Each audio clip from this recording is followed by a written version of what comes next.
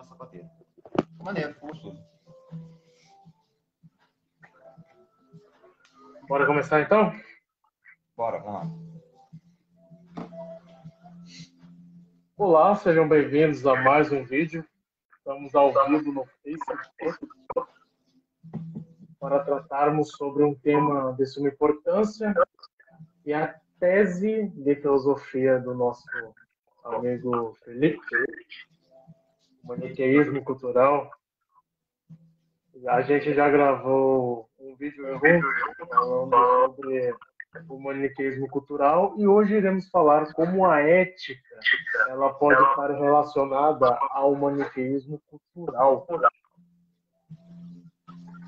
E, Fê, se apresente aí para o pessoal. Esse vídeo será enviado no YouTube, então, para que as pessoas possam te conhecer. Se apresente. Bem, bom dia, boa tarde, boa noite ao pessoal aí. Não sei que horário você vai estar assistindo o vídeo, mas é realmente um prazer estar aí mais uma vez, junto com o Gu, comentando mais sobre o maniqueísmo cultural. É realmente, como pode dizer, é estonteante conversar com o Gustavo, que o cara é um maluco muito fora da caixa. Ele vai para uns caminhos que você nem imagina. É sempre tão enriquecedor tá aí batendo esse papo, conversando, refletindo, pensando. É sempre um bagulho muito maneiro. E eu estou muito feliz de estar aqui de novo. Quem sabe possamos participar mais vezes. E fale para a gente, então, para a gente iniciar, o que é essa ideia do maniqueísmo cultural? Como que surgiu? Como que você bolou esse esquema filosófico? Explica para a gente. Bem, a gente tem aquele vídeo, é um vídeo bem extenso, deu 1 hora e pouquinho, se não me engano, que a gente comentou bastante sobre isso. Então, se alguém tiver interesse em algo bem mais detalhado mesmo, mais profundo, pode dar uma conferida lá no vídeo, aí do canal do Gustavo. Mas para a gente ter uma noção como é que funciona, eu vou dar uma passada rápida aí como que funciona o conceito, né? Sua estrutura e tal. Basicamente, ele é muito relacionado com aquilo que a gente chama de estrutura do desenvolvimento histórico. Tá? Quando eu digo a gente, é uma visão que eu tenho, uma visão de um princípio filosófico de história, tá? Uma visão que eu acabei desenvolvendo junto com aí, a ideia do maniqueísmo cultural. Basicamente, ela vai dividir o processo do desenvolvimento histórico em 3 partes, que a gente chama de história, mentalidade e época. Eles formam, então, um triângulo, tá? Não é um dominante, é um triângulo, que a gente tem, então, esses 3 preceitos. O que acontece é que história se liga com mentalidade, que se liga com época, que se liga depois com história. Entre história e mentalidade, eu gosto de pensar que encontro resquícios históricos para dizer que existe algo chamado de fenômeno exterior de influência, basicamente. Como é que ele funciona? Normalmente, uma sociedade, uma cultura, ela desenvolve da seguinte forma, dentro dos seus preceitos. Quando a história ela começa a desenvolver uma mentalidade, antes que essa mentalidade seja totalmente formada, acontece esse fenômeno, ou seja, algo exterior àquela sociedade, que ele vem e altera aquela pré-mentalidade. Então, com esse fenômeno exterior, ele altera aquela mentalidade e aí surge uma nova mentalidade, consequentemente, uma nova época, consequentemente, uma nova história. E isso a gente vê repetindo aí no progresso histórico, ou processo de desenvolvimento histórico. Por isso a gente chama, então, dessa estrutura. Então, a gente deu alguns exemplos, mas a gente vê isso com as invasões romanas, na Grã-Bretanha, na Bretanha. Quem tiver interesse, o livro História da Inglaterra, de Hume, conta isso. A gente tem todo o desenvolvimento da passagem do período medieval para o renascentismo, com aí a reintrodução dos clássicos gregos, a mudança dada pelo contato com os povos orientais, e assim, consequentemente, que vão gerando os fatores externos, ou seja, em primeira fase, estranho daquela sociedade, ele adentra e altera aquela mentalidade. Tá? E, basicamente, eu vejo o fenômeno maniqueísmo cultural como um desses fatores. e ele acaba se desenvolvendo dessa mesma forma. Como que ele funciona? Ele altera esse princípio de mentalidade, ou seja, essa formação do indivíduo enquanto percepção social, sabe? A visão individual, que depois passa a ser uma visão coletiva em época. Basicamente, então, a visão do maniqueísmo cultural, ele é um preceito no qual a gente pega um instinto humano que a gente trabalha, que é a ideia de um dualismo. Então, o ser humano tende a dualidade, a fazer uma dualidade das coisas. A gente vai ver mais quando comentar sobre ética, como funciona a ideia de bem e mal, certo e errado, luz e trevas, esquerda e direita, alto e baixo, tudo vem de polos opostos, que formam uma dualidade. O que acontece? No maniqueísmo cultural, as pessoas, ela pega essa dualidade e leva ela a um extremo de realidade. Então, agora, toda a realidade dela é pautada em um polo extremamente negativo e um polo extremamente positivo. Então, uma sociedade que é composta por inúmeros indivíduos, de uma vária complexidade de análise, de método, todo esse preceito, toda essa ideia é apagada e tudo, na verdade, concretiza naquilo que o indivíduo acredita que é o correto e acredita que é o errado. Então, a sociedade que antes era colorida pela individualidade, agora é pintado numa visão preta e branca. Então, basicamente, esse fenômeno de reduzir a sociedade a apenas a visão de um indivíduo ou de um grupo específico de certo e errado é então o que a gente chama de um fenômeno no maniqueísmo cultural, e ele vem de forma externa porque ele acaba se desenvolvendo aí dentro desse preceito. Você pega um princípio de dualismo cósmico e traz para dentro de uma sociedade que já não utiliza mais essa ideia. Basicamente é assim que funciona. Perfeito. E hoje iremos tratar cada ponto relacionado àquilo que o Felipe disse sobre o bem e o mal, certo e errado, aquilo que é trevas e aquilo que é luz. Então, para continuarmos aquilo que o Felipe disse, precisamos entender primeiro o que é ética. Ética, segundo Aristóteles, envolve várias questões, e uma delas são as virtudes, e elas são divididas em morais e intelectuais. A virtude intelectual, ela nasce e se desenvolve na educação, por isso você precisa de experiência e tempo. Já a virtude moral, a ideia de ética, ou ética, depende muito da sua pronúncia do grego, ela necessita do hábito. Então, ela só é adquirida através do hábito. Hábito, ethos. E daí que vem uma questão interessante, porque nós, seres humanos, não nascemos com ética. Segundo Sócrates, essa ética ela é adquirida por conta do seu convívio social e por conta da sua familiaridade. E o interessante é que isso realmente tem muito a ver com aquilo que a gente está falando, porque, por exemplo, um bebê, quando chora 3 horas da manhã, ele não liga para a canseira dos pais. Logo percebemos que esse indivíduo não tem ética. Então, aquilo que Parmênides diz, o que envolve também a ética. Por quê? Porque como não nascemos com ela, logo ela não é da nossa própria natureza. Porque ela precisa ser o quê? Adquirida por hábito, adquirida pelo conceito social e familiar.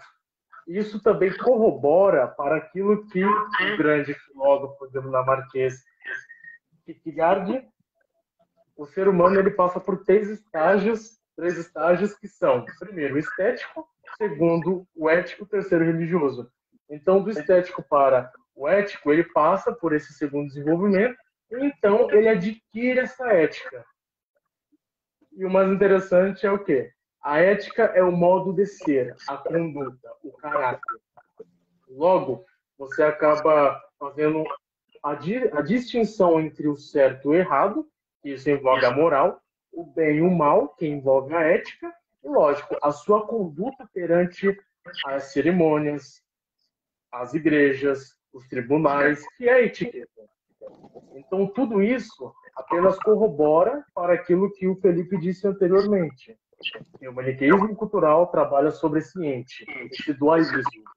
E estou super ansioso para saber como que você trabalhou o PDF que você fez, Maniqueísmo Cultural e Ética. Já deixei até preparado aqui já e olha.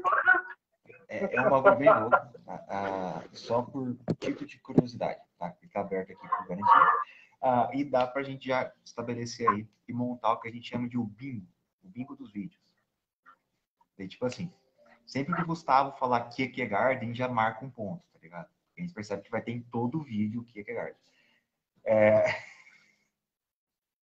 Mas, realmente, eu confesso que eu, particularmente, eu adoro Aristóteles. Aristóteles é maravilhoso de ler. De ler não, porque, cá entre nós, né? Ele é um pouco chato de ler. Mas a teoria dele é maneira demais.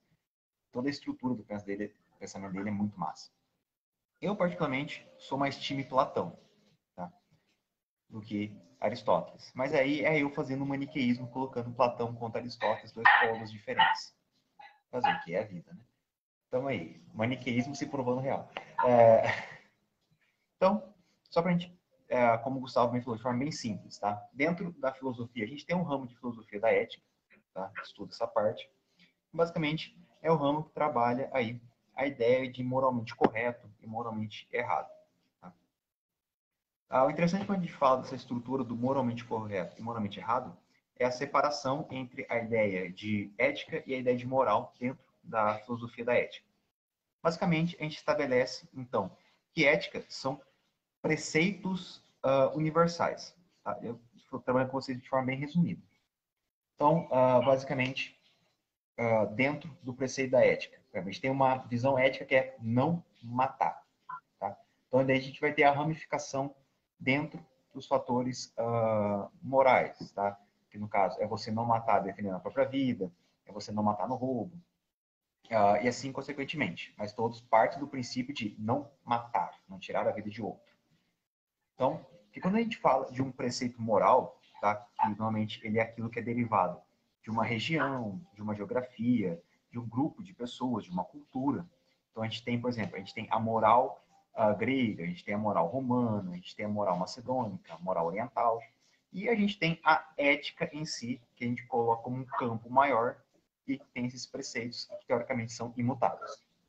Tá? Porque, como a gente vai falar que é muito difícil de falar assim, o que é o certo e o que é errado, se a gente não tem um polo específico no qual a gente deriva que um lado é o certo e o outro lado é o errado. Então, tipo assim, para a gente julgar algo, a gente precisa ter um valor de julgamento. Então, a gente tem que estabelecer que se a gente está julgando um ato como certo ou como errado, a gente tem que ter algo que estabeleceu que aquilo é certo ou que aquilo é errado. Basicamente, é esse campo da ética que trabalha essa ideia de que há esse polo específico que estabelece o correto e o errado. Tá? Então, basicamente é isso. É isso que vai ditar o certo e o errado. E o que acontece?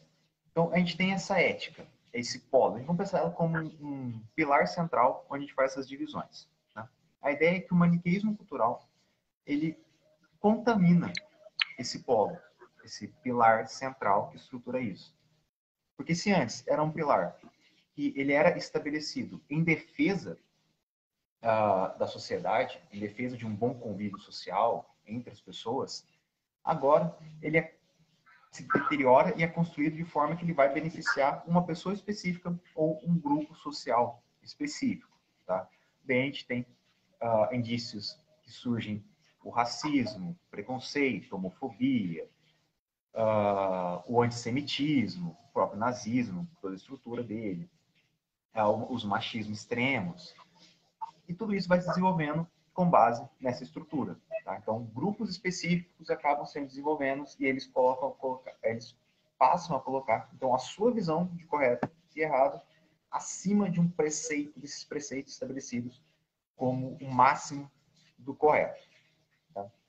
Dentro da filosofia, não adentramos toda na discussão de como se estabelece esses princípios. Nós que partimos de uma visão cristã, acreditamos que esses princípios éticos têm a sua derivação de acordo com os 10 mandamentos, as ordens estabelecidas por Deus, mas aí, dependendo de cada gama de estudos, cada grupo de estudos, eles vão chegar a várias conclusões, tá? De onde derivam essas éticas, esse preceito de ética. Mas em si, ele passa essa visão. Então, o que acontece é quando o maniqueísmo cultural ele deteriora isso e faz com que esses grupos sejam colocados como aí os principais mentes e todos devem obedecer a ele. Particularmente, eu gosto muito de um livro do George Orwell, tá? Onde ele fala dessa ideia de fascismo, democracia e tal. Na verdade, são vários artigos que ele escreveu com um jornal e juntado num pequeno livretinho, pequenininho, não é muito caro. Quem tiver interesse, é muito fácil achar na Amazon, tá? George Orwell, fascismo. Só colocar isso que acha. Basicamente, ele fala o seguinte. Ele escreve a seguinte frase. O totalitarismo aboliu a liberdade de pensamento em medida que, inaudita em qualquer época anterior. É importante perceber que seu controle do pensamento não é apenas negativo, mas positivo. Ele não apenas proíbe você de pensar, até mesmo de se expressar, até mesmo de pensar certos pensamentos, mas dita o que você deve pensar. Cria uma ideologia para você, tenta governar sua vida emocional, bem como estabelecer um código de conduta. Tá? Então, isso é o George Orwell trazendo essa ideia do totalitarismo, tá? Essa visão totalitária. Lembrando que o George Orwell é um dos pensadores que critica todo estilo de governo totalitário. Tá? Ele vai criticar os nazistas, ele vai criticar a União Soviética, ele critica o imperialismo. Toda essa galerinha ele vai estar aí batendo em cima, porque ele vai falar que esses povos totalitários, na verdade, o que eles estão fazendo é deteriorando a estrutura de sociedade e deteriorando o código de conduta. Tá? Esse código de conduta que a gente estabelece como pilar da ética, e o maniqueísmo também vem aí para deteriorar. Então, o maniqueísmo ele é esse princípio de visão no qual ele começa aí a macular a mentalidade humana. Então, como que ele acaba se relacionando com a ética? O maniqueísmo cultural, quando a gente fala que o princípio de ética é o princípio de conduta, de um bom convívio em sociedade, a gente percebe que no seu fator ético, o maniqueísmo cultural, ele deteriora essa relação, ele estraga, ele tende a gerar um mau convívio. A gente vê o maniqueísmo cultural, então, como um fator que deve ser combatido na estrutura e no âmbito ético. Tá? A gente deve observar isso, como que isso está sendo passado para as pessoas. Lembrando que quando a gente fala de um pensamento ético, do maniqueísmo cultural, a gente fala de uma teoria. Tipo assim, você não vai encontrar a pessoa na rua, em cima dela vai ter uma placa escrito assim, maniqueísta cultural. Não, não vai acontecer isso. Me desculpa, seria muito bom, seria fantástico. Mas seria muito Black Mirror, não aconteceria. Então, isso a gente tem que ir observando, buscando dados, estudando, vendo como que se vai desenvolvendo, porque a melhor forma de você combater algo é você entender como funciona aquilo, basicamente. Então, é assim que acaba se relacionando. Eu vejo o maniqueísmo cultural então, como esse princípio que deteriora esse pilar que a gente conhece por ética. Perfeito, perfeito. E sobre a questão que você fez aqui no seu PDF, você envolveu a ideia do fenômeno exterior que influencia na mudança de mentalidade, tratando sobre a mentalidade, história e época. Aquele PDF que você enviou, sabe? Como que você explicaria toda aquela questão ali? Explicar você fala todo esse triângulozinho aí? Como que Isso. funciona? Bem, pessoal, eu vou tentar ser bem resumido, porque isso levaria um tempinho, porque é um bagulho um pouco extenso. Vocês podem até ver que tem um quadro ali para tentar explicar. Mas funciona basicamente da seguinte forma. Tá? Quando a gente fala, então, que existe um caminho que história percorre até mentalidade, a gente tem que estabelecer o que é mentalidade, o que é história, o que é. Tá? Mentalidade. Mentalidade é quando o indivíduo ele se justifica como indivíduo dentro da sociedade. Então, é a percepção individual que o ente começa a desenvolver. Época é quando os indivíduos desenvolveram o seu princípio individual, basicamente, sua mentalidade, seu processo cognitivo, e agora eles estão em conjunto desenvolvendo isso de forma uma gama social, dentro de uma comunidade, de uma cultura, de um grupo específico. No momento em que o grupo estabelece seus preceitos culturais, agora eles passam para o estágio de história. Então agora, essa formação cultural se tornou um fato histórico. A gente conhece como um fato histórico, a gente analisa como um fato histórico. Por exemplo, dificilmente a gente analisa Roma, o pensamento romano, tá? Com o primeiro romano. Lá, os povos indo-europeus. A gente não começa por eles. A gente entende que a gente teve a mentalidade do primeiro, que se juntou com um grupo específico e desenvolveu o pensamento romano, com os herdeiros do macedônios, lá, os herdeiros de Alexandre o Grande, toda aquela devoção a Alexandre que o Júlio César tinha. E o que acontece? Quando ele se desenvolve dessa forma, ele se caracteriza como um fato histórico e aí a gente passa a reconhecer eles. Então, dentro desse fato histórico, a gente começa a analisar eles como uma época, ou seja, como um grupo social e como indivíduos. Tá? O que acontece? Então, quando a gente tem o fato histórico daquele grupo específico, para que não fique um movimento cíclico, ou seja, um grande círculo onde nada desenvolve, tem que ter um ponto de ruptura no qual a época, quando se torna história, ela gere uma nova mentalidade para que apareça uma nova história. Então, há uma necessidade humana, social, até mesmo histórica falando, de desenvolvimento. Quando a gente fala de um processo histórico contínuo, tá? A gente não acredita que a história, na verdade, é um grande ciclo de eternas repetições, como os gregos clássicos acreditavam. A gente acredita que a história tem um começo, tem um meio, tem um fim. Então, a gente tem que acreditar que há uma potência que move, então, a história. Que ela passa de uma história para uma época e, assim, surge um período novo. Tá? Eu acredito, na minha visão, por aquilo que eu estudei, aquilo que eu pesquisei, que o que vai mover isso é essa ruptura. Tá? Para que essa história não repita uma mesma mentalidade, é necessário que haja essa ruptura, esse rompimento, para que surja uma nova mentalidade. Tá? Surja um novo grupo social, surja um novo ente, surja uma nova pessoa. Tá? E dessa nova pessoa, o novo grupo deriva. Tá? Como vai surgir esse fenômeno? No caso, como vai surgir esse ente? Aí ele acontece de inúmeras formas. Tá? A gente pode ver até em grandes acontecimentos, até em pequenos. Tá? Como eu dei o exemplo. Pô, a gente tem um fator teoricamente pequeno, tá? Que é o pensamento dos britânicos, que posteriormente vai se tornar o Reino Unido, que é quando os britânicos, especificamente, aquele grupo social, é invadido pelos romanos, tem uma ruptura. Depois é invadido pelos saxões, uma ruptura. Depois eles têm os 7 reinos, outra ruptura. Então são pequenas rupturas que vão acontecendo, que vão surgindo pequenos fatos históricos, que no final conclui em momentos históricos diferentes, que cada um deles vai surgindo uma nova mentalidade e, consequentemente, uma nova época. E a gente tem fatores mais extremos, como foi aí o domínio romano na Europa, depois a gente tem o período medieval e tal. Então, basicamente, essa relação desse fator exterior, como o Gustavo citou, para vocês terem uma noção, é uma necessidade histórica de haver um rompimento para que aconteça o progresso histórico e, assim, a história não vire um ciclo, mas sim vários pequenos períodos de desenvolvimento. A gente pode ver tanto isso dentro de uma visão macro quanto numa visão micro. Claro, aí depende de como você estiver olhando os fatores históricos. Você pode ver numa visão macro histórica, com o ato de Jesus. O ato de Jesus na cruz é um fenômeno macro. Não tem como dizer que não. Independente do fator religioso, num fator histórico, é extremamente macro o ato de Jesus na cruz. Ele gera uma ruptura que rompe um período histórico e desenvolve um novo. E assim, consequentemente, vai acontecendo, como a Primeira e Segunda Guerra Mundial, a Revolução Francesa, a Revolução Industrial, e assim, consequentemente. Perfeito.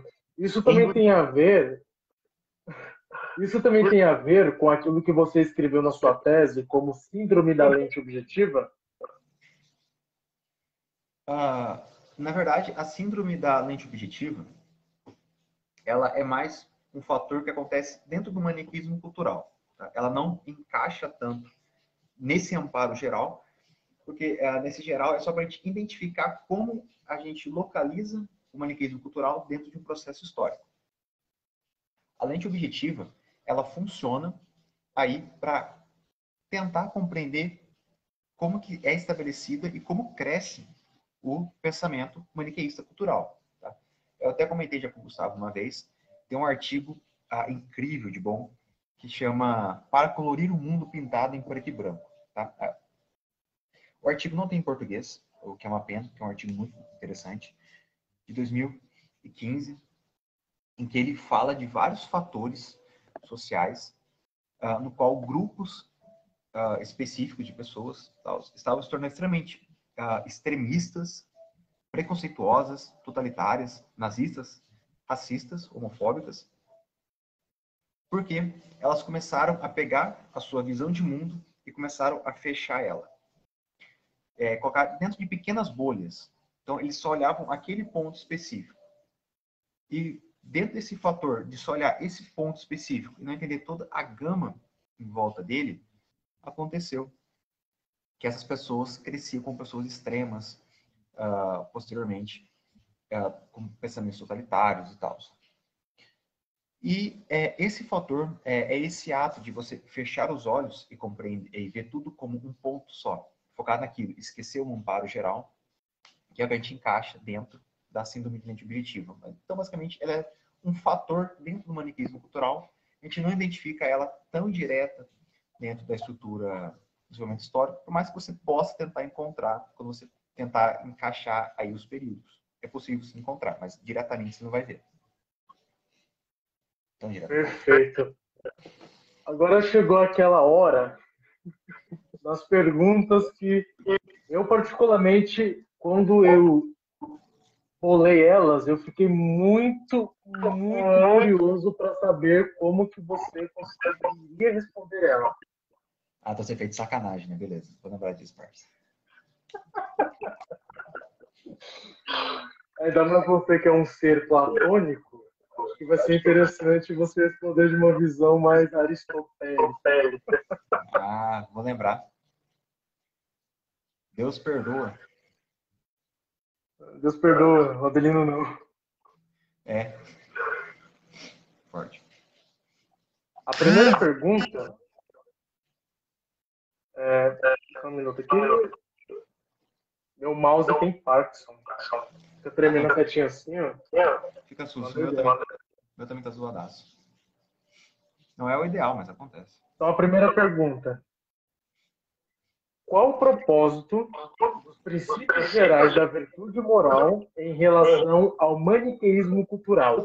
E nisso, na página 42 do livro Ética Nicômaco, Aristóteles diz: em seguida, devemos considerar o que é a virtude, uma vez que as coisas encontradas na alma são de três tipos: paixões, capacidades, estados de caráter. A virtude deve pertencer a uma delas. Primeiro, por paixões, entendo o ódio, a saudade, a emulação, a compaixão e, em geral, os sentimentos acompanhados de prazer ou dor. Segundo, por capacidades, entendo as coisas em vistas das quais somos capazes de sentir os apetites, de ficar com raiva ou sofrer ou sentir pena. Terceiro, por estados de caráter, entendo as coisas que nos levam a ficar bem ou mal em relação às paixões. Com referência à raiva, por exemplo, ficamos mal, sentimos de forma violenta ou muito fraca, e bem se a sentimos de maneira moderada, e da mesma forma com referência às outras paixões. Então, com base nisso, nesses princípios gerais da virtude moral, como também já foi dita, quando eu falei sobre a questão da virtude moral e a virtude intelectual no início do vídeo, como que isso se relaciona ao maniqueísmo cultural? E seja o que Deus quiser agora. Bom, já que é assim, eu vou dar uma gastada também. Quando a gente fala do pensamento aristotélico, a gente nunca pode esquecer de uma coisa, tá? Que é como se estrutura o pensamento ético aristotélico. Vai ter o Aristóteles, aí, pensador clássico grego, tá? Pós-Platão, um pouquinho antes aí do domínio macedônio dos gregos. O último aí dos clássicos gregos mesmo, depois a gente vem o período helenístico. A gente não pode esquecer como que vai funcionar esse desenvolvimento que o Aristóteles faz de sociedade, tá? Porque o pensamento ético dele é muito relacionado ao que ele chama, o que ele entende por sociedade, tá? Lembrando, então, que o Aristóteles ele vai falar para a gente? O Aristóteles ele é aí o primeiro que a gente reconhece, tá? Como o defensor da linha de desenvolvimento social, tá? Político, estatal, no qual o ser humano é naturalmente social, é um ente naturalmente social. É o que a gente chama de naturalismo, tá? Dentro da sociedade, uma visão de desenvolvimento naturalista. Então, Aristóteles ele é aquele cara que vai falar o seguinte: o ser humano ele é um ser que precisa da sociedade, ele necessita da sociedade, ele não consegue viver sem ela. Ele tem uma necessidade natural dentro de si que faz com que ele precise do próximo. Ou seja, o ser humano ele não consegue suprir todas as suas necessidades. Há necessidades que ele não consegue fazer. Ele, por exemplo, ele não consegue ao mesmo tempo que ele constrói a casa dele e fazer a janta, costurar a roupa, construir um carro. Ele não tem essa capacidade de ser autárquico, de satisfazer tudo o que ele precisa. Sendo assim, ele precisa de um terceiro, ele precisa de alguém que vá fazer esse trabalho por ele, enquanto ele faz uma outra função por outro. E assim, consequentemente. Não é à toa que a estrutura do pensamento aristotélico é tão rica, que todos que vão se dizer aristotélicos vão partir desse princípio. Cícero, aí o grande pensador romano, o próprio Tomás de Aquino, medieval, e outros aí modernos, pós-modernos, vão seguir essa linha naturalista. Então, todo o princípio ético de Aristóteles é baseado em defender essa estrutura social de que o homem necessita viver em sociedade. Então, ele vai estabelecer que o ser humano, tá? O homem, ele fala os três tipos aí, desses princípios gerais encontrados na alma. Né? A gente tem as paixões, as capacidades, os estados de caráter. Ele vai dizer que os prazeres, tá? Que a gente pode encontrar nas paixões e nas capacidades, na verdade, não é aquilo que gera a felicidade, que é o fim último do ato ético. Todo ato do ser humano gera um fim. O ato ético é o que ele vai chamar aí de felicidade ou eudaimonia. Então, todo ato ético que você faz não é porque você quer ser ético, mas é porque o ato vai te, posteriormente, gerar a felicidade. E, consequentemente, você se torna um ente que alcançou a areté, que a gente traduz como virtude, no caso a virtude clássica, a virtude grega. Só que se a gente for ver como eles usavam a palavra areté, perdão que a minha pronúncia grega não é boa, não sei se estou falando certa palavra, mas a ideia da areté é basicamente aquilo que aperfeiçoa você para aquilo que você deve ser. Tá? Então, em resumo, assim, bem grande, a visão que os filósofos tinham da areté, que é a virtude, ou seja, o ato virtuoso, o ato ético, é um ato que você pratica ele para que ele torne você, consequentemente, perfeito. Ou seja, perfeito e feliz. Para o Aristóteles, a pessoa que é feliz, a pessoa que é perfeita, é a pessoa que entende que ela precisa pensar não no bem e no prol individual, mas no prol coletivo, que é a estrutura social. Tá? Então, vou pegar um exemplo assim, bem esdrúxulo. Sei lá, você não deve comer chocolate, você deve comer brócolis, porque isso faz bem para a sua saúde, consequentemente você pode trabalhar, consequentemente você gera aí bens para a sociedade. Se você comer chocolate, consequentemente você fica doente, você não consegue trabalhar. Então, numa mínima escolha de inúmeras possibilidades, ele vai falar então que vai ser ético se você escolher o brócolis. Porque em si você não está pensando no seu prazer, porque, pô, eu prefiro comer chocolate, não fica gostoso. Mas, basicamente, o ato ético se construi quando, nos mínimos detalhes até os maiores, você pensa no bem coletivo, em prol do coletivo, em prol da sociedade como um todo, que é aquilo que o Aristóteles defende. Então, como a gente enxerga a relação do maniqueísmo com esse princípio ético aristotélico, que é o do bem da sociedade? Se o Aristóteles ele falasse em algum momento de maniqueísmo cultural, basicamente ele ia xingar muito. Ele ia falar, é uma pouca vergonha, porque toda a estrutura do maniqueísmo cultural não vem do bem comum, vem do bem individual, como a gente falou, de uma pessoa ou de um grupo específico.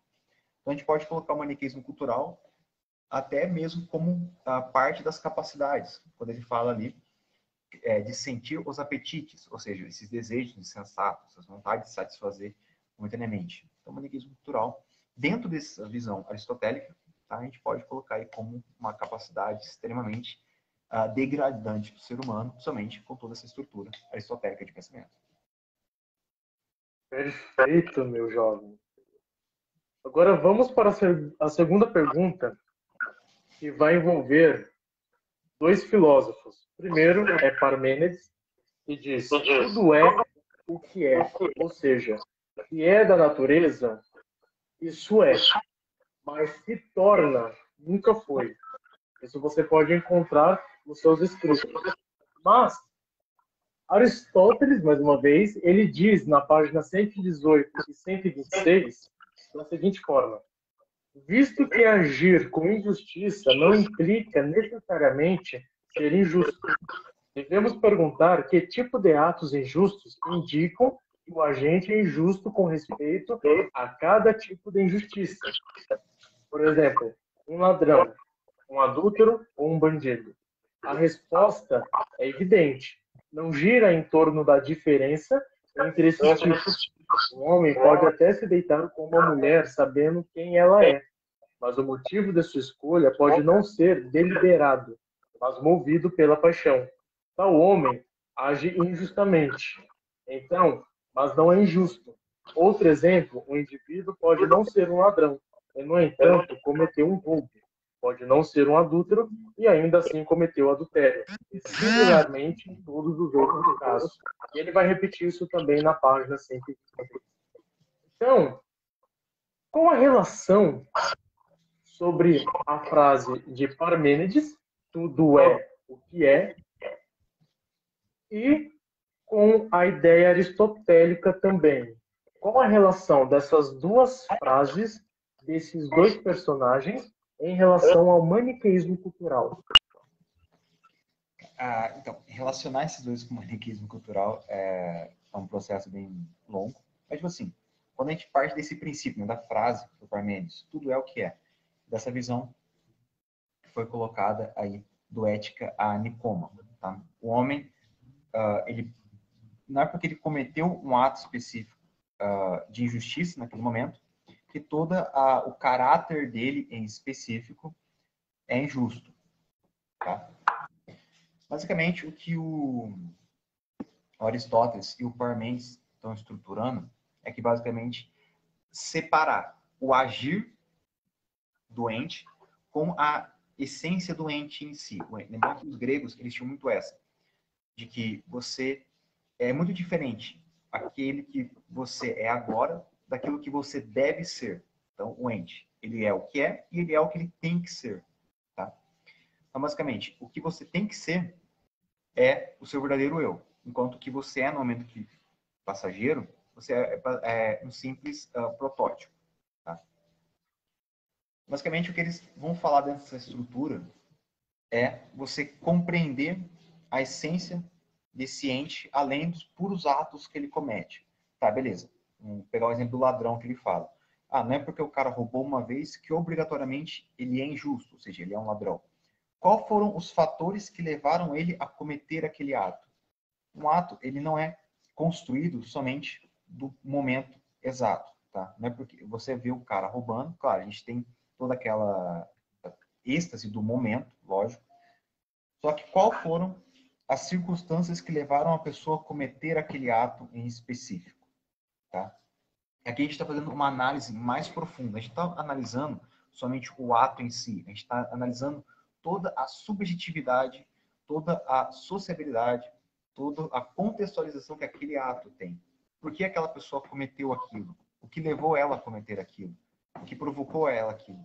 Ela realmente é aquilo ou a circunstância fez com que ela gerasse aquilo, tá?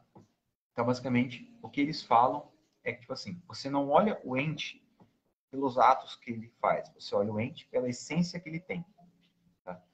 Então, essa é isso. Qual é a essência ética daquele ente, tá? E como a gente relaciona isso dentro do maniqueísmo cultural, tá? Isso a gente pega nas bases principais do maniqueísmo cultural, tá? Como desenvolveu, o que faz com que uma pessoa opte por uma visão maniqueísta de sociedade, tá? Dentro de um artigo ainda é comentado que o que faz com que a pessoa parta a ter uma visão de preto e branco da sociedade é uma pessoa que sente uma necessidade de participar de um grupo. Então, se o grupo que aceita ela é o grupo extremista, ela vai ser extremista, não porque ela essencialmente é extremista, mas porque o grupo que primeiro estendeu a mão para ela foi um grupo extremista. Então, normalmente, a maioria das pessoas que vão nesse princípio de colocar tudo como preto e branco, de fazer essa desestruturação do pensamento ético, não são pessoas que, essencialmente, está falando de essência, são injustas, são ruins. Mas sim porque, em algum momento, elas nunca entenderam quem elas eram, não entenderam sua essência, não entenderam o que elas deveriam buscar, não tinham autoconhecimento, o que a gente chama como autoconhecimento filosófico, tá? Que não é o autoconhecimento dos gurus, que a gente vê hoje em dia na internet. Então, cuidado com isso. Mas é o autoconhecimento filosófico, entender suas limitações, entender aonde você quer chegar, entender por que você quer chegar lá. E dentro dessa visão, as pessoas não conseguiram alcançar isso, fez com que elas optassem pelo caminho simples. A primeira pessoa que estendeu a mão para ela, mesmo que fosse por um caminho ruim, ela aceitou porque ela não entendia aquele caminho, ela não se entendia, ela não sabia o que ia gerar. E, consequentemente, aquilo fez com que ela tomasse uma atitude ruim. Tá? Então, o maniqueísmo cultural, nessa relação do tudo que é você não entender somente o ato em si, mas o contexto por trás do ato. Muitas vezes, isso vem de uma falha essencial. Tá? Eu não digo uma falha essencial da pessoa. Às vezes, a pessoa ela não teve a instrução necessária para que tivesse uma oportunidade diferente. Isso é uma falha até mesmo social. Nós, como sociedade, não conseguimos estender esse auxílio para essa pessoa, que faz com que ela opte por esses caminhos. Também o problema familiar, às vezes a família não teve estrutura, até mesmo um problema dentro do colégio. Tá? Então, muitos fatores externos influenciam na pessoa tomar esses caminhos. Perfeito, perfeito. Conseguiu responder, olha, nem bateu na trave e foi pro gol, foi direto pro gol. Fez uma curva, mas chegou. Exato. A terceira pergunta é uma pergunta interessante, não só pela questão filosófica, mas também pela questão psicológica e pela questão teológica. Aristóteles diz sobre o meio termo, aquilo que descansar muito é ruim e descansar pouco também é ruim. Precisamos ser medianos. Medianos no sentido de equilibrados. Precisamos descansar. Descansar de forma equilibrada. Aristóteles diz isso na página 131 do seu livro. Porém, tem um cara dentro da psicologia chamado Walter. Ele diz sobre a homeostase. A homeostase é o quê? É o equilíbrio psicológico. Não podemos pender para extremos, nem muito racional, nem muito emocional. A mesma coisa fisicamente. O corpo ele precisa de uma temperatura equilibrada, nem muito quente, nem muito frio. E se caso a gente chegar a pender para algum extremo, o corpo humano ele mesmo vai tentar chegar neste equilíbrio ao qual necessitamos. O autor bíblico de Eclesiastes, ninguém sabe de fato quem é o seu autor, segundo a tradição é Salomão, porém tem os seus objetores sobre isso aí. O autor de Eclesiastes diz que o muito estudar é enfado ou desgastante. Como relacionar esses ensinamentos com o maniqueísmo cultural? Essa ideia do equilíbrio. O bom dessa pergunta, dela vir logo direto da segunda, é porque a resposta se complementa. Quando a gente fala do meio termo aristotélico, tá? Essa ideia, ou até homeostase, tá? Que numa visão do Walter, não tão filosófica, mais física, mais fisiológica, mas tem seu indício filosófico também. A gente pode utilizar dessa questão de você encontrar o equilíbrio. Tá? Você não viver de extremos. Você não pode viver do excesso nem da falta, mas viver do necessário. Aquilo que você precisa. Eu gosto muito de trabalhar isso com os meus alunos, não nas EBDs, mas sim no colégio. Tá? Normalmente, quando eu dou uma aula introdutória de filosofia, eu gosto de trabalhar com eles a seguinte parte do pensamento aristotélico. Eu já começo na primeira aula com Aristóteles, sem ele saber, lógico. Eu gosto que as pessoas imaginem o seguinte. Vamos imaginar o Rei Leão. Tá? gosto muito de usar o exemplo do Rei Leão. Pô, dificilmente alguém nunca assistiu o Rei Leão, tá? Como é que funciona a estrutura do Rei Leão? A gente tem o Simba. O que acontece com o Simba? Ele tem três fases na vida dele. Ele tem a primeira fase, em que ele é o príncipe mimado. Então ele está no extremo da realeza dele. Por mais que ele seja corrigido, ele vive em um extremo, que é o extremo da arrogância. Mas ele ainda é um príncipe. Segundo, após a morte do pai dele, e ele vai para o exílio, ele vive o extremo oposto. Qual é a diferença do primeiro Simba para o segundo Simba? Simples. O primeiro Simba é arrogante, o segundo é um vagabundo. Ele abandonou seus afazeres, abandonou suas responsabilidades, abandonou as pessoas que estavam próximas dele por simples prazeres momentâneos, carnais, circunstanciais. Mas o que acontece? Acontece que nem o príncipe arrogante, nem o vagabundo andarilho eram Simba. Simba era, na verdade, o filho de Mufasa. Ele era o rei. Então não era para ele ser nem arrogante, também não era para ele ser o extremo da diversão. Ele tinha que saber conciliar as suas funções na realeza, seu cargo, com a sua essência de querer aproveitar a vida. Então, basicamente, o que a gente tem? A gente tem o Simba como o exemplo de potência e ato que o Aristóteles fala. Todos nós, quando nascemos, temos em nós algo que ele chama de potência. Tá? Todos nós temos a potência. O que é essa potência? É a nossa capacidade de nos tornarmos perfeitos como entes. Mas qual é essa perfeição que ele fala? É a perfeição da areté, que eu comentei com vocês lá no começo, que é a perfeição como ente, como indivíduo. Como você alcança essa perfeição? Quando você se torna aquilo que você nasceu para ser. Não no fator de predestinação, mas sim no de alcance pessoal. Eu, no meu caso, eu entendo o meu prazer, a minha perfeição, quando eu comecei a dar aula. Então, eu entendi que aquilo era o momento, aquilo era o que eu nasci para fazer. Algumas pessoas encontram isso em outras situações, seja na área profissional, seja na área familiar, seja na área financeira, seja na parte auxiliar, independente de onde você estiver. Mas a ideia é que você, a todo momento, esteja alcançando essa autoperfeição, tá? E a perfeição, essa perfeição em si, essa potência que você tem de alcançar essa perfeição, não é que você vai viver o extremo do bom ou o extremo do ruim. Mas quando você se tornar perfeito, você vai ser contínuo. Você vai alcançar o que a gente chama de felicidade.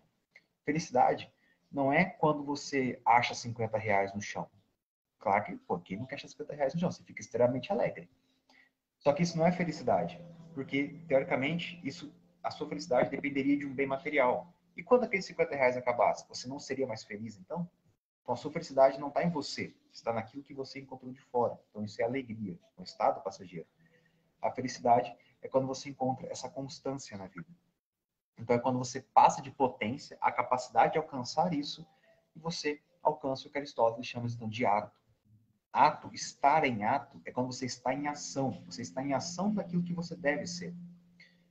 E complementando dentro daquela visão que eu falei, que completava com a resposta anterior, é que o problema é que muitas pessoas nunca passam da potência. Pessoas ficam presas na potência e nunca conseguem alcançar o ato. Não compreendem o ato, não se vê em ato. Vive inteiramente na potência. Isso é um problema porque chega uma situação na vida em que a pessoa não consegue mais progredir, porque agora, em vez de ela estar em ato, nessa constância de vida, ela está presa, buscando ainda a felicidade nas coisas externas, nessas potências externas. Então, quando Aristóteles ele fala do meio termo que a gente relaciona com a areté, que a gente relaciona aí com a felicidade, ou eudaimonia, ou até com a ideia de homeostase, ou seja, a ideia de um funcionamento contínuo, bom do seu corpo, é você ter o equilíbrio mental e o equilíbrio físico. Não basta você ser mentalmente saudável, mas você corporalmente é extremamente doente. Você não busca ter uma saúde. É a mesma coisa mental. Não adianta, sei lá, ser o Adelino, o 60 de braço, mas mentalmente, então, é você conseguir encontrar uma constância, encontrar a felicidade, finalmente conseguir passar de potência para ato. E o que acontece? O maniqueísmo, quando você ficar preso nele, ele nunca te deixa alcançar o ato. Tá? O maniqueísmo não te deixa estar em ato, porque o maniqueísmo, ele não é o ato de nada nem de ninguém, porque o maniqueísmo, ele é anti-humano, natural. Então, quando você está dentro dessa visão maniqueísta, dentro de uma visão de síndrome de lente objetiva, preso nesse dualismo social, estruturado em preconceitos e tudo isso,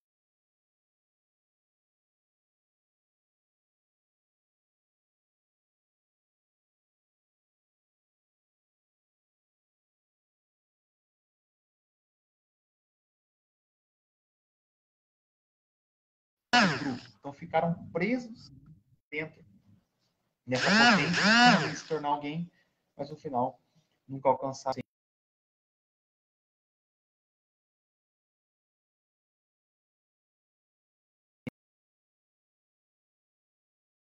constância, tá? Basicamente, é a ideia de você ser constante em vida.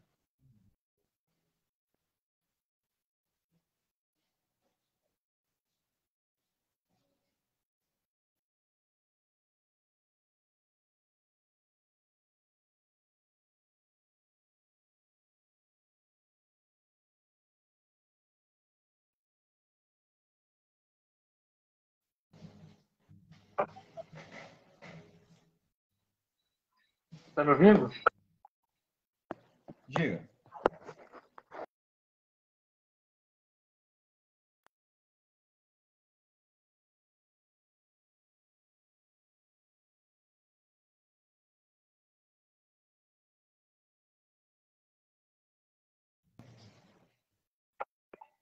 Tô ouvindo. Eu ouvi. E tu, tá me Você ouvindo? está conseguindo me ouvir? Tô sus. Foi minha net caiu ou foi a sua? Eu não sei.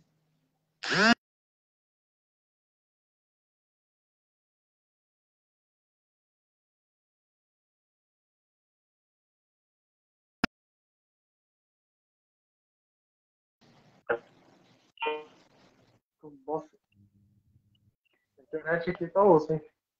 Tá me ouvindo agora? Aqui também tá zoado. Fique em paz.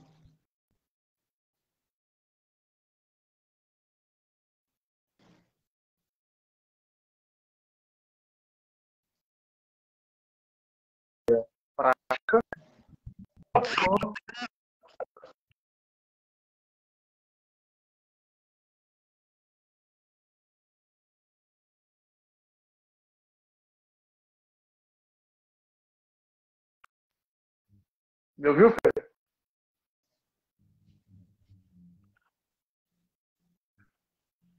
Não, peraí. Deu uma morrida aqui. Eu tô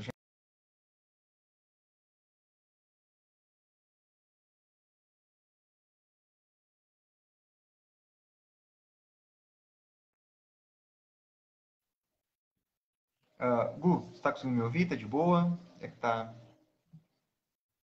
Tá dando umas travadas, mas é por conta. Mas...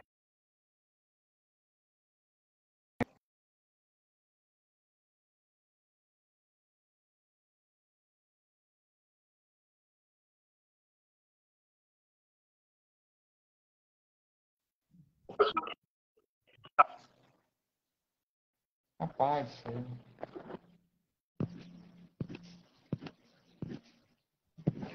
Agora vai. Tá me ouvindo? vai. Tô ouvindo, tô show. Pra gente encerrar, porque o inimigo é furioso, Me liga furioso. nos diga como que o maniqueísmo cultural ele se relaciona com a sabedoria prática e a sabedoria filosófica a qual Aristóteles ele trata em seu livro A Ética e o Apolo. Como que funciona o maniqueísmo nessas duas bases, tá? A sabedoria prática e a sabedoria filosófica. Prática é o que a gente... direto, a sabedoria prática é a sabedoria do ato. tá? É o que ele vai chamar de hábito. O que o Aristóteles ele fala? Ele fala o seguinte, que como que você alcança a virtude do ato, tá? Acontece que você agir virtuosamente não é tão satisfatório. Não é totalmente satisfatório você agir de um preceito ético. Mas, na verdade, você deve agir assim porque você não age pela satisfação do ato, mas pelo bem comum que ele traz. Então, sabedoria prática é quando você está em todo momento prosseguindo, repetindo o ato ético até que ele se torne o que ele chama de hábito. Ou seja, é natural, é habitual você ser ético. Então, aí vem a sabedoria prática, a sabedoria de você agir em prol da ética. Tá? A sabedoria filosófica é que Aristóteles ele reconhece esse preceito de felicidade, de virtude, de razão, dentro da estrutura filosófica. Então, não basta você somente agir correto, mas entender a razão por trás da atitude correta. Então, você deve equilibrar a sabedoria prática com a sabedoria filosófica. São os preceitos filosóficos para uma vida boa, uma vida feliz. O que acontece é que dentro dessa estrutura, novamente a gente repete, o que acontece é que o maniqueísmo ele vai contra tudo isso. Tá? Enquanto você deve adquirir um hábito de ter boas ações, o maniqueísmo não tem isso. Você age em prol daquilo que te satisfaz. Você deve ter uma sabedoria filosófica, entender a essência, entender a felicidade, deve alcançar. Já, o maniqueísmo não tem isso. Você nunca passa dessa potência para A. Sempre quer e nunca alcança. Porque você sempre está a todo momento demonizando algo e divinizando algo. Então você não tem uma visão focada no objetivo. Na verdade, o objetivo do maniqueísmo cultural não é estruturar algo bom, mas destruir aquilo que ele considera como inimigo. Tá? E para isso ele tem que colocar algo como ruim e algo como bom. Não obrigatoriamente, que a visão maniqueísta coloca sempre o errado como errado e o bom como bom. Ele pode sempre estar invertendo, porque a estrutura do maniqueísmo cultural ela não parte de um princípio racional, ela parte do princípio puramente emocional da pessoa. Se ela não gosta daquilo, aquilo obrigatoriamente é ruim. Sei lá, eu não gosto de espinafre. Obrigatoriamente, espinafre é o cúmulo do mal e dos espinafres do mundo devem ser abolidos. E assim, repete o processo. Então, basicamente, o maniqueísmo cultural ele vai contra toda a estrutura filosófica prática que o Aristóteles estrutura na sua filosofia, na sua visão de ética. Perfeito. Excepcional essa sua aula sobre o maniqueísmo cultural relacionado à ética. Quero te agradecer por me conceder essa honra de poder ouvi-lo mais uma vez, porque eu sei que você é um cara que não tem tempo para absolutamente nada. Mesmo assim, você abriu um espacinho aí na sua agenda. Eu quero te agradecer muito. Para a gente finalizar aqui, se você desejar falar alguma coisa a mais, ou até mesmo indicar algumas obras, fique à vontade. Ó, indicar obras. Tem algumas bem interessantes que eu gosto de recomendar. Eu até comentei sobre ela, George Orwell, tá? Sobre o fascismo. Leiam George Orwell, é maravilhoso. A Ética Nicômaco, que foi comentado aqui, é muito bom. O Google até tem aí o livro. Quem puder, leia também A República, de Platão. Se possível, baixa em PDF.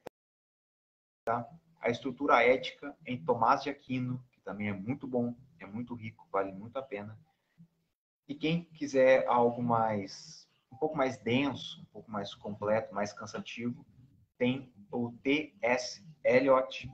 Ele é um pensador. Os livros deles não são muito grandes, tá?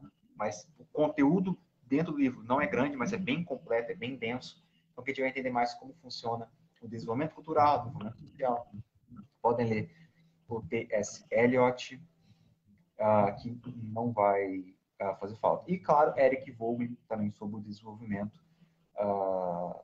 da região do Oriente Médio. Tá? Então, pegar um pouco desses caras vale muito a pena. Tá? Fica a recomendação aí. E eu também agradecer a oportunidade de estar aí. É sempre, como eu disse, é maravilhoso estar aqui conversando, falando daquilo que a gente gosta, daquilo que a gente sempre vale a pena, sempre satisfatório. Ainda mais estar conversando aí com o crânio do meio aí teológico do grego, algo que eu não me arrisco, porque eu sei que eu passaria vergonha, mas o Gu está aí representando muito bem a gente, deixo essa para ele.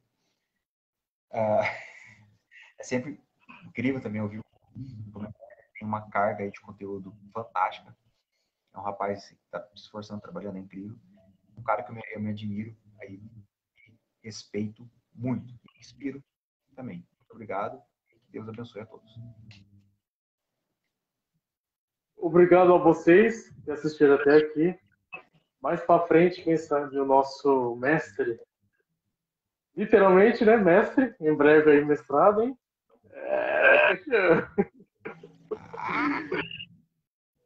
Será mais uma vez aqui conosco. Eu preciso urgentemente de uma internet melhor para poder ter, sabe, força para sustentar o peso desse homem aí, porque é só ele entrar que o negócio aqui fica pesado. No sentido bom, não no sentido pejorativo.